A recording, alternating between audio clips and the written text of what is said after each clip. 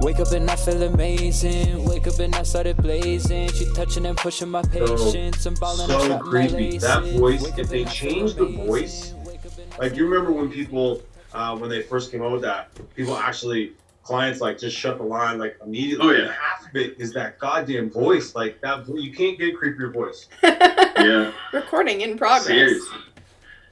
Serious, most like robotic, like unpleasant tone.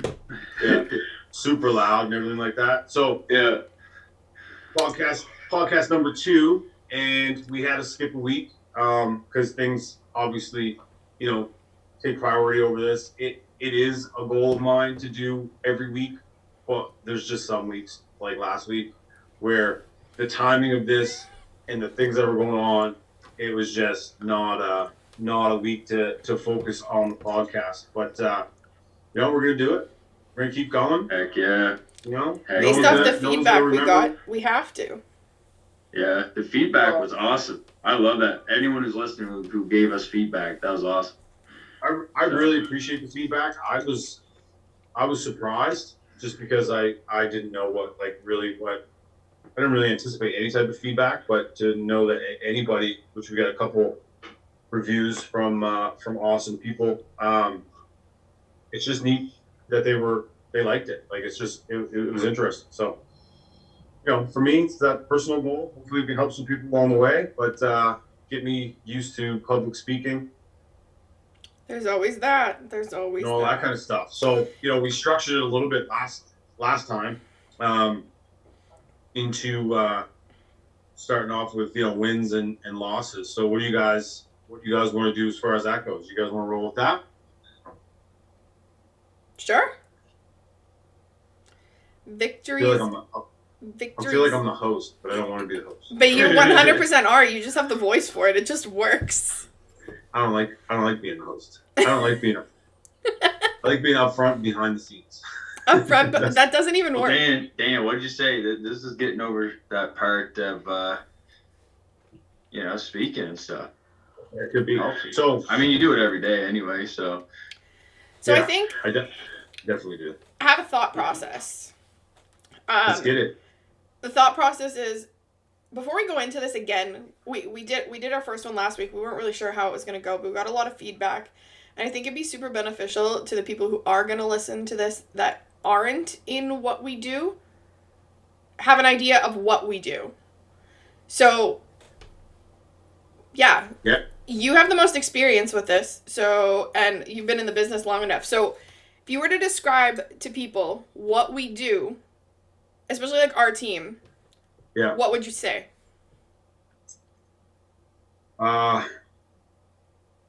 We make a career out of helping teaching people how to protect families, and through that process, we are growing ourselves as a team individually, and everyone benefits. Personally from our team, everyone benefits socially, although we're a little bit distanced through geography and things like that. They grow financially, and that includes the clients. I don't think I could have said it better. Yeah. It comes from all perspectives. So that's what we do. Going off the top of my head, like that's inevitably my goal. And I think we align on that. It's to just make everybody better. Yeah. Clients, people's families who work with us and who are our clients, like the referrals, all that stuff, right? Yeah. And I find too, like, especially a lot of us, like, we build really strong relationships with clients. I had a client message me this morning just to say, hey, how's it going? Haven't heard from you a bit. Just wanted to see how things are going. How's it up there in Toronto? All this stuff. So I was actually kind of shocked by that, right? It was just nothing, anything about work, about their policy, nothing like that. It was just, hey, how you doing? It's been a while. We haven't talked. How's Toronto? You get to go see your family over Christmas? You already got a friend. I do. I got a friend now. I love new friends, right? Good thing you don't live close. You might have a stalker on your hands. I don't know. Yeah, we're gonna avoid that at all causes. But But at the same time, that just goes to show you the experience you left them with, right? So it ties right into what Dan said. We try to leave people in a better situation all the time. Whether you work with us, you're a client of ours or anything, they obviously trust you enough to reach out and felt that connection with you to just be like, hey, how's it going? You know that anything else they need, they're coming to you if they're willing to ask you how things are going. Yeah, and like when people come back to you like that too, it's having that relationship with them. You don't know what's going to come from it later down the road. Like that could lead to more business for myself, right? Yeah, Just it could having lead to a those friend. just It could lead to more business. It could lead to a thank you.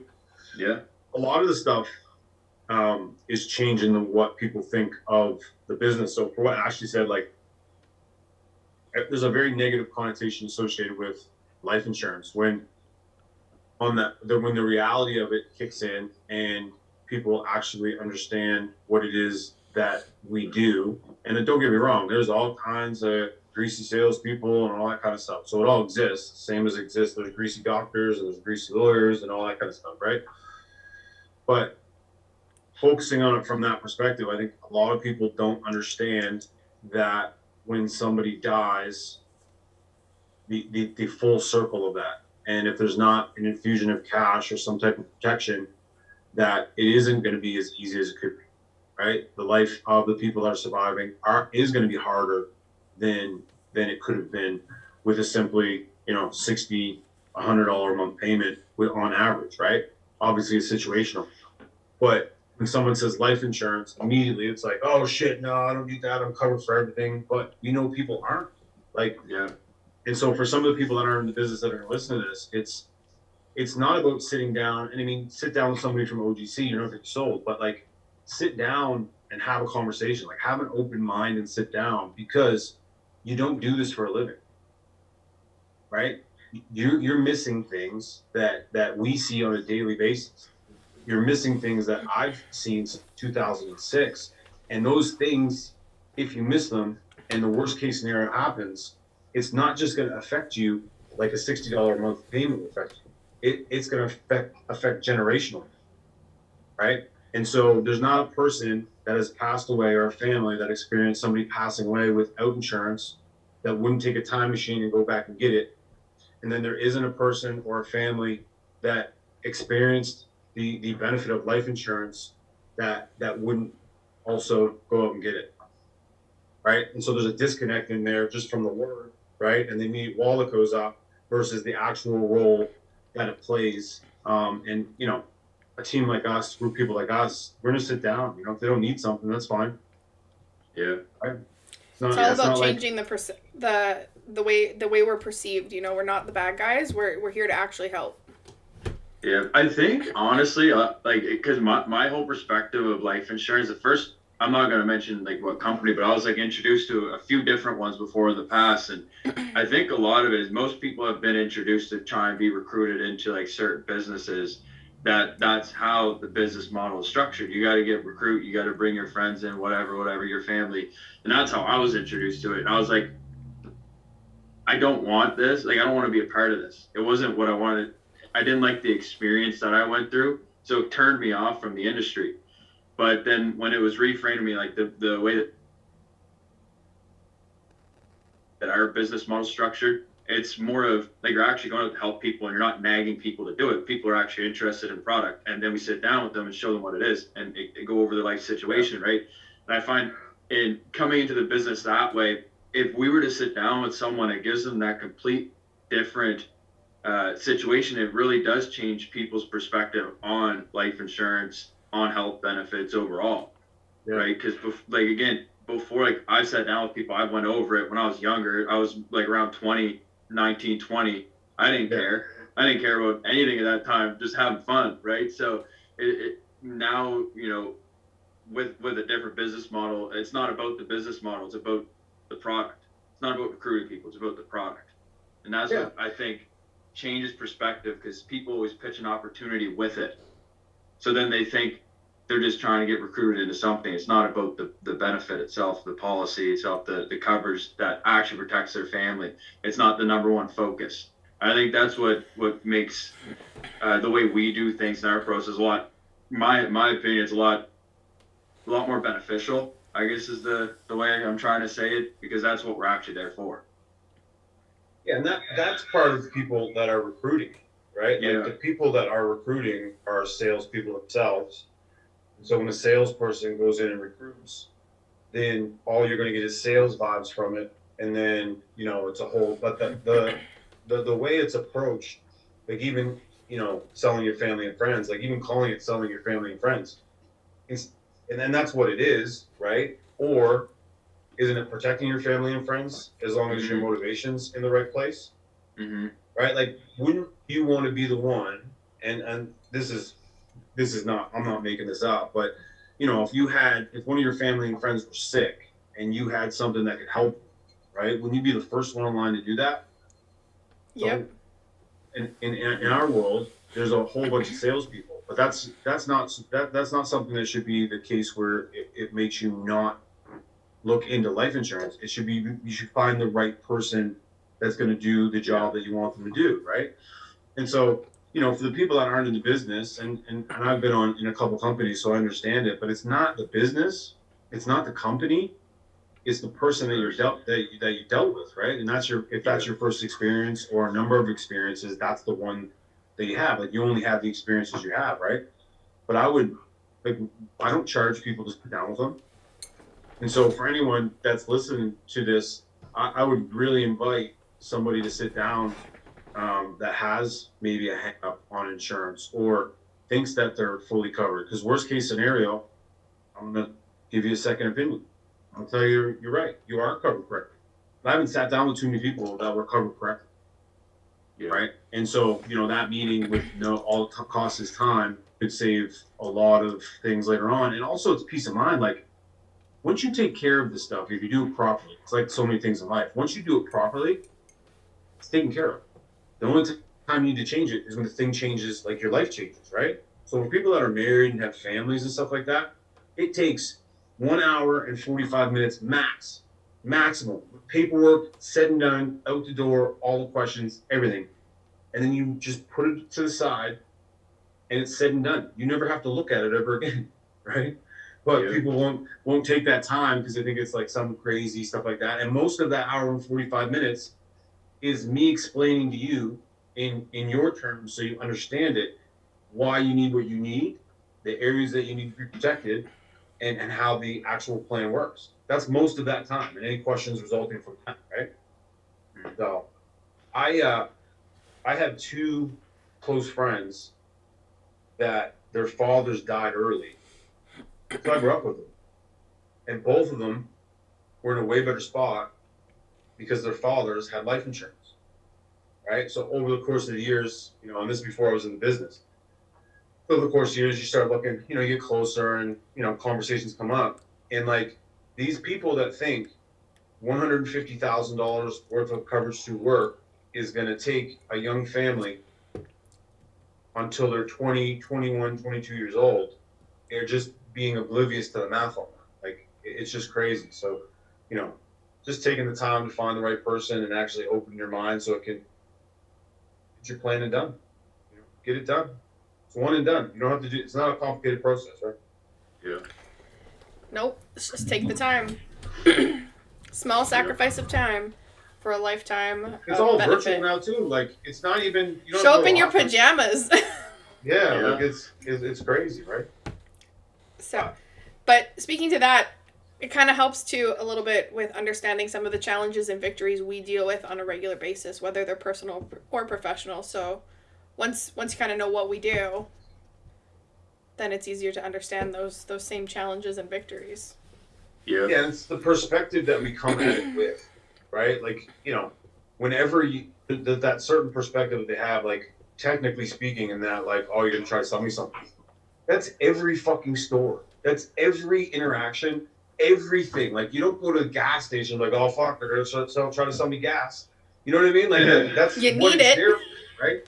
Although, we get ripped off at gas pumps. All our food prices are huge. You'll go buy a TV, and the guy will sell you a TV, and nobody has any issues being sold a warranty or anything like that. But when it comes to protection and this kind of stuff, it's like, oh, you're going to try to sell me.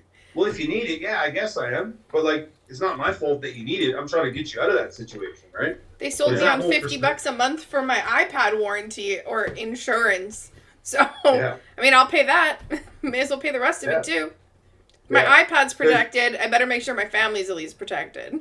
Well, spend $50 to make sure that if you drop your iPad, you can go on YouTube again and get another iPad. Won't spend $50 to make sure your family has money if you die. Like, what are we talking about? Right? You know, you're still working. You can buy another iPad, right? It's $1,700, right? People make $42,000 on average in Nova Scotia. If someone dies, you pay $50 a month, which is $600 a year, to protect a $1,700 product. Yeah. You will pay $50 a month to protect $42,000 a year for the rest of your life, right? Like that. It's just the logic. The priorities are just crazy, right? Logic, crazy. That's definitely a thing. Hmm. So, as far as our victories and challenges go, what did everybody face this week? Haha. I'm avoiding going first because I know I'll run it. I'll run it because, well, yeah, I guess even since the last podcast, the past 2 weeks have been a roller coaster for me, right? Like, you know, I started building my team. I lost my whole team. It happens, right? It is in the business, and it's something that Dan taught me months ago now. Well, yeah, like pretty much when I first started, because you go through stressful times where things aren't going your way, and then you start focusing on the end, and you think you're not going to make it to the end, but you can't focus on that. You have to focus on the micros every single day. What are you doing? You can't focus on the things you can't control. You have to focus on what you can control. And in our business, that's how many times you dial the phone, how many appointments you can have set, how many people you can see. You can't necessarily control how many people you see, but you can control the things leading up to that, right? And once you're in the business long enough, you know what your numbers are to get the results you want. Doesn't always work out, but in the long run, the averages always make themselves work. So for myself, like there was that, but I think the victory from it again was reminding myself that I can't get lost in the end. I have to keep focusing day to day. What can I do? Just make sure I do the things that I can. Talk to the people I need to talk to. Make sure that and one of our pillars here is having that support system and that family environment. Without that, it's hard to get through those times. It is, as disciplined as you are, and like we talked about last time, the systems and being disciplined to the systems is the same thing, right? Like you can only focus on the system. That's what I can do every day is rely on that. I know it works, but you get lost in the other things sometimes. So it's regrouping, bringing yourself back, and having those people that remind you, like, yo, Jordy, slow down. Like, what do you do every day? Focus on that. That's what you got to focus on. It's not about I need to go out and write five sales today to make up for this. Doesn't matter. It doesn't work like that. I just do what I can do and what I can control, and that ends up leading to ultimately the result that you want to get to. So that's what I learned over that little week. The victories for myself is like I'm digging myself out of the hole that I got into, right? One step at a time. Like the past few days have been good for me, and things are starting to roll again. So it's all I can keep doing. I'm glad you shared that, because you don't dig yourself in a hole when you're not working. Like it's all about progression. But like we're gonna lose policies, we're gonna lose people.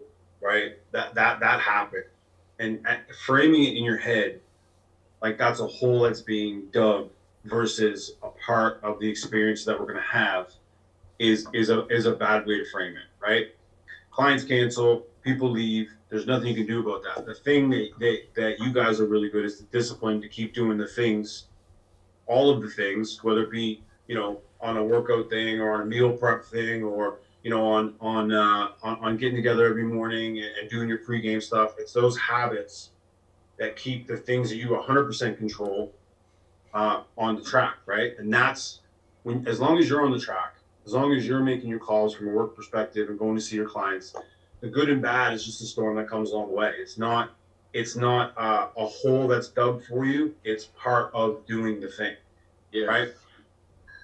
But you guys are massively are a massive benefit in that area because you guys are extremely disciplined, and it's tough, man. Like, it's tough to go to the gym when you don't want to work out. It's tough to go for a walk when it's -5 outside and your bed's warm. It's also tough to get up and make a phone call when you just lost 3,000 ALP. It is tough to keep going and working when you just had a bunch of people quit. But if you don't, that's where you start taking hold. Yep. Right? Hole doesn't come from the things that we're going to run into.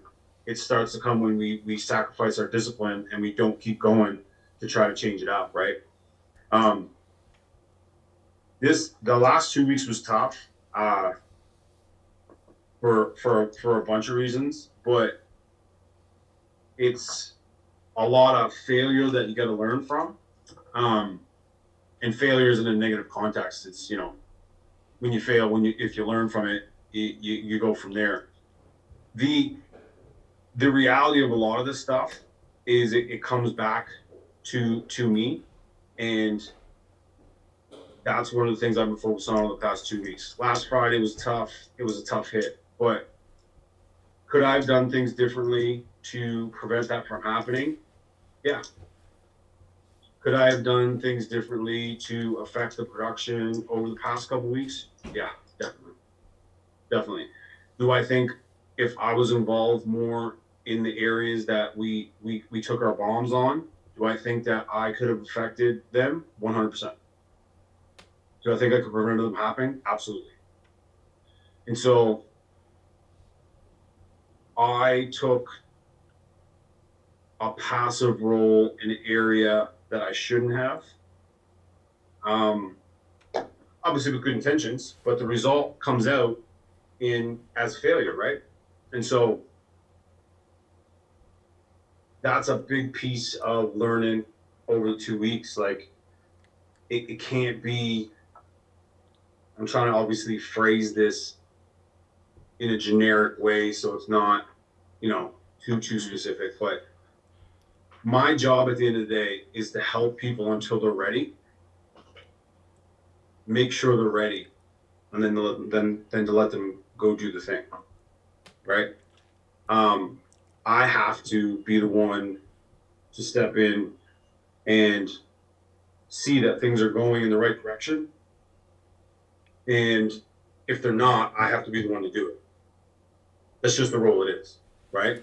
Whether you like it or not, that's the job. You guys are going to be that for your team. Ashley, you are that for your team, but I'm also that, right? And so that was a big pill to swallow, but that's one of the realities. Is like, yeah, like I'm the best trainer on the team. I have the most experience on the team. And so if I'm not going to be the one inspecting that stuff and helping you guys in those areas where we know you guys need help, not that you're not good, I'm not saying that, but like, it's almost silly that I didn't take more of a position or a role in those areas because I have the experience to do it. So that was my failure over the last 2 weeks and my lesson. Took a while to digest that though. Yeah. It's a tough one. It's definitely a tough one. As long as you learn from it though, you're good to go. So. And your victory is you learned from it. Yeah, I mean, there's more of a victory than that. I mean, you know, when you get bombed and, you know, it torpedoes the momentum, everything kind of almost stops, and it's like a crawl to get the momentum back going. But over the past week, that momentum is going. I can feel it. I know you guys can probably feel it too. And so even though, you know, there's a lot of disappointment for many reasons out of the things, you know, that I was talking about, we're starting, the momentum's going, right? And so that's all that matters, right? Again, we didn't make a pit for ourselves. That's going to create, you know, some things later on that we got to deal with, but there's always going to be things we have to deal with. But that's the victory, because I mean, it's been a week, and I could feel the shift in momentum moving towards the end of the month. So Yeah. Absolutely. It's like a roller coaster, right? Sometimes you have to go up, but once you come over that, you're getting ready to go into that loop-de-loop.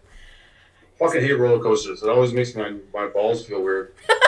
I mean, then there's definitely that. All right. I've heard that that's only a guy thing. I've had the conversation with Well, I Ray. hope it's only a guy thing. If But, not, like, then I'd say it turns How into are we like a gonna know stomach that? thing. How are we gonna know? Like, how do you? That's one of those things that you can't test. Like, nobody knows the Listen. feeling unless you have them. Before I get into You only this, know the bits. You're not You don't know wrong. the bits you got. so You're not the wrong. hilarious part to this is I've had this conversation with Ray and Chance. We took them on, we went on a roller coaster, and Chance gets off and he goes, "That made me feel weird." Or what about going over lots of hills? If you go like over like a road with a lot of hills, Chance makes the comment all the time. The one time he did in the car, it threw me off. He goes, "It makes my balls feel weird, Mom, and it does something to my stomach." And I'm like, "Okay." And then Ray's like, "Listen, I can't say anything because I get the feeling too." And I was like, "You guys are just weird because like I don't feel nothing." So that's a guy thing. The loop-de-loops and the up and down things, that's a you thing. That's not a girl thing. Interesting. So it's definitely a thing. Well, so- then there's that. Then there's that. I take that over periods and all that stuff any day. Oh. So Oh, hell yeah. I mean, I'll trade you. I'll take the feeling over the stuff I gotta go I feel through. bad for you. I wish it didn't happen to you. Not taking But I'm happy it doesn't happen to me. I don't know. I wish it wasn't happening to you, but I'm very happy it's not happening to me. On that note, obviously, a couple challenges I had this week. One, being a female in a leadership role. I mean, anybody knows 90% of females. I mean, you got that 10% out there who are rock stars and can control all the emotions that they have. But for me, I think my challenge this week was realizing that I'm a very emotional person. I lead with emotion, and my emotions lead me. So I jump. If I feel protective, if I feel defensive, if I feel sad, if any emotion I feel, my emotions are going to be the first thing that are going to come out. If I'm having an off day, my face is going to tell you before my words tell you. So, you know, there are definitely those days where it's time to jump on a call room, camera off, audio muted, because we're just not gonna open those cans before it's time. But it was definitely a big challenge for me. A lot of reflecting I had to do, and you know, as I continue to climb the leadership role and just continue to learn and get better, one of the things I realize is my emotions are okay. It's okay to have them. It's what makes me good at what I do. But knowing when and where to let them out is what I need to work on. And so it was a huge challenge for me this week. There was a lot of tear-filled days. There was some pretty off days, but you know, that's where I'm grateful for the support systems that I have who are able to talk me through it. You know, I got my right-hand man who goes and finds all the email articles that he can go and email me so I can learn how to control my emotions. You're welcome. And then I've got the people who will sit and talk with me for hours until I'm calmed down enough and can realize what I need to do and the areas I need to fix. Because, I mean, you two are huge help for me in that area. I mean, Ray deals with it on a regular basis. I mean, this guy hears me obsess over things, and he has for the last 15 years. So I think he appreciates you guys too to take on the brunt of some of that stuff when he can't help out in all the areas or not understand in all the areas. But that was my biggest challenge this week. I'm an emotional person. I lead with emotion, and now it's just learning how to harness that emotion and use it in the right place at the right time for the right reasons and move from that. And then as far as victories go this week, same thing. Our momentum is back on track. You know, it was a little bit of a slower last 2 weeks, but it starting to pick up already. And you gotta highlight to your team is crushing it too. Listen, like your new agents are my are team very much takes on the same emotional outlook as to what we do as I do, which I love because they've reflected that in my leadership on that part has reflected in them. You know, huge shout out to Stephanie who when she comes in and she's a rock star. Last night she's a super nice person, she's super referable, and she works with a lot of referrals and stuff like that. And last night she went into a late night appointment. You know, I know some people in this business who wouldn't be bothered to spend the hour sorry, the hour with a client for, a 60 ALP sale.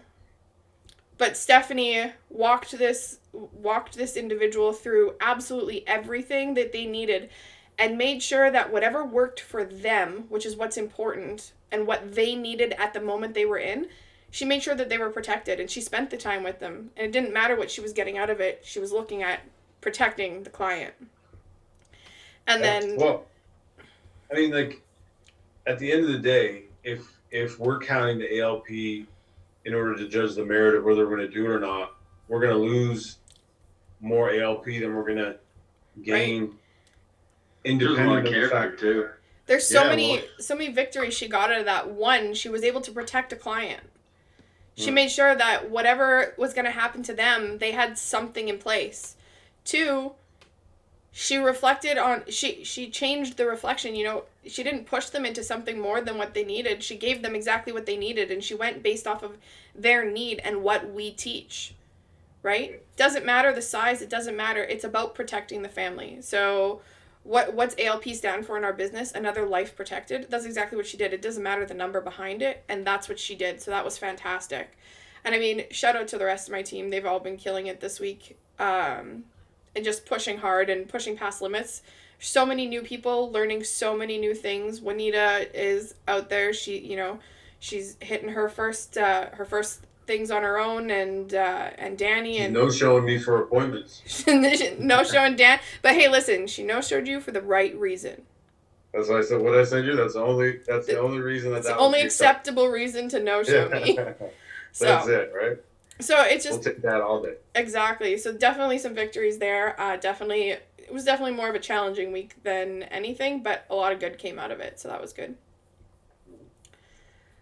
Yeah, bunch of good things. And it's you always want to celebrate things, but like, sometimes this business gets tough, right? You look at the newer people and like, I know they're overwhelmed, right? I know there's a lot coming at them because there's a lot coming at them. And it's just one of those things where we try to make it as simple as possible. But I think they want to learn so quickly, and they're so invested that they actually overcomplicate it for where they're at in the process, right? And it is 100% a process. Like, you can't be a vet agent of a year in 2 months. Like, it's just not going to happen, right? So trust the process. I think Jordy said, trust the process and be comfortable being new, which I always tell them.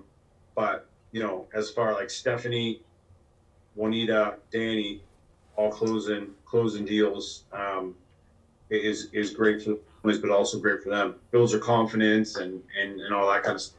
It's great to see that. Well, they learn so much along the way too with that, right? Like every time they sit in front of a client, they come out with more knowledge than they went in. More experience, right? It's all about the reps, it's all about the experience and what they do. So you gotta get smacked around, like like I was telling Juanita too. Like it's all well and good for us to go on all these appointments all the time, but you need to go and like fall flat on your face, because most of the time you come out and you're like, oh, I'm way better than I thought I was. But if we're there, they're just gonna be like, oh yeah, here, you take it over, right? Yep. Same way as I would do if I was in their shoes too, right? I'll give it to you. Yeah, you'll close this. I'm going to watch you do this. Yeah. Take notes. So that's how that went. But so great perspectives coming out of a little bit of a tumultuous time.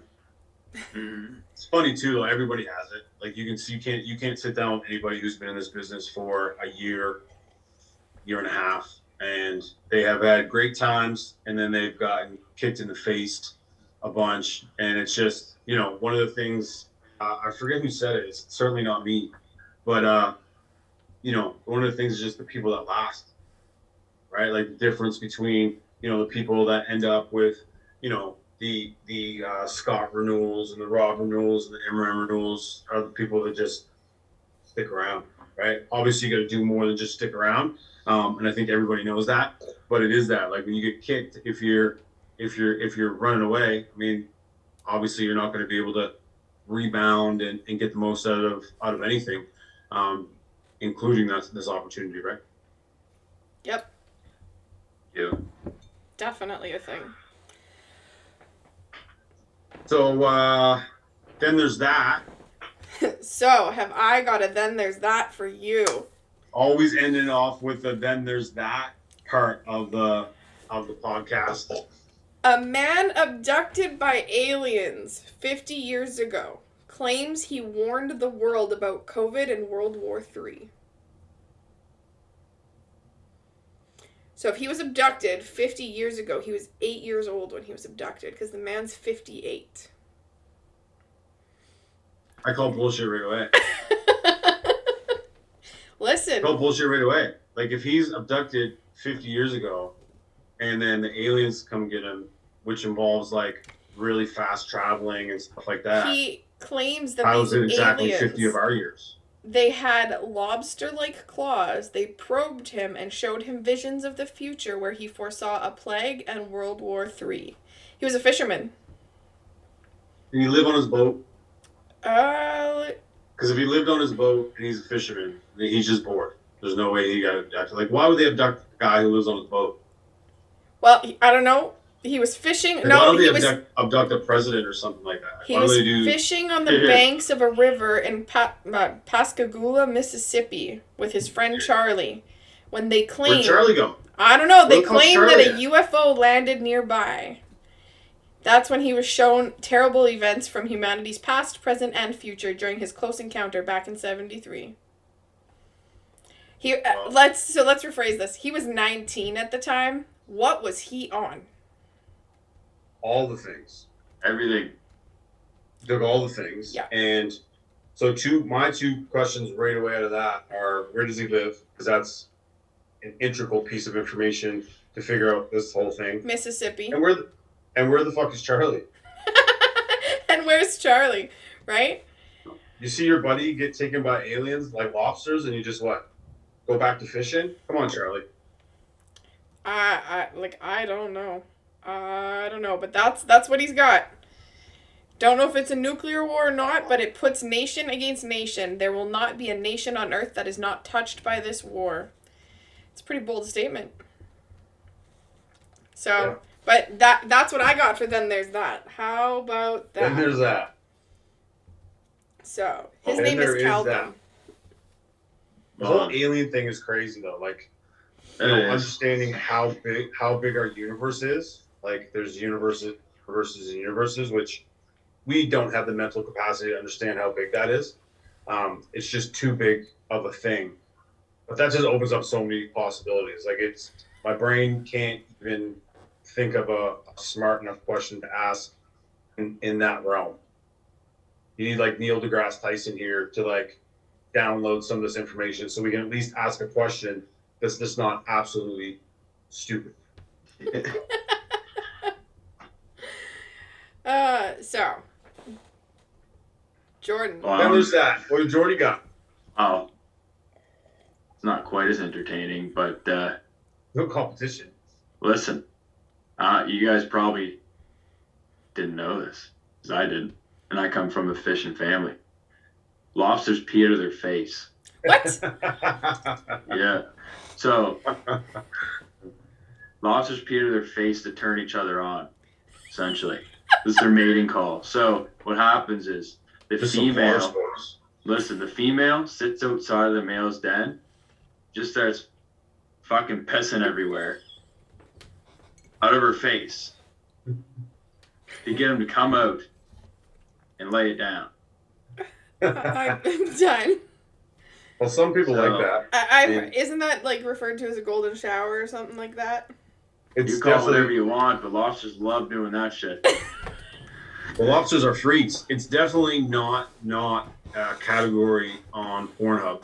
Not that I've ever been on there, but if I was, I would imagine. Don't lie. You know what I mean? That's some freaky BDSM crustacean. Yeah. Hell yeah. You know, one interesting thing with lobsters too, when they grow. This is two. They bake because like their bones are like the shell's the bone or whatever, right? They basically just like push until it breaks and then they like shed. But like I guess they're in like a bunch of pain before they break out of their shell or whatever, because it can't be all the pressure. It's crazy. It can't be comfortable. Can you imagine if we shed, like literally like outgrow our skin and just the freaking carcass of the skin just fell off of us? You'd be itchy. You have to use so much cream. You know, you'd have dry skin everywhere. It'd be so Yeah, gross. I bet you a lot less people would go to the gym. That's it. Or there'd just be skin flakes everywhere, right? Ew, no. How many times you shed this year, bro? I'm on my third shed this year. Jesus. No. Yeah, that's hilarious. So then there's that. I don't know if do you guys have anything else you want to add in? You know, we're at 50 minutes, so we want to keep these lively and not elongated. I think we good. We're I gonna think end good. on like the weird lobster note and the shutting Yeah. of. I can't. No. We're done.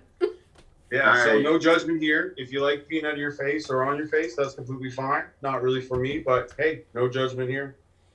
You do you. And that's a wrap on number 2.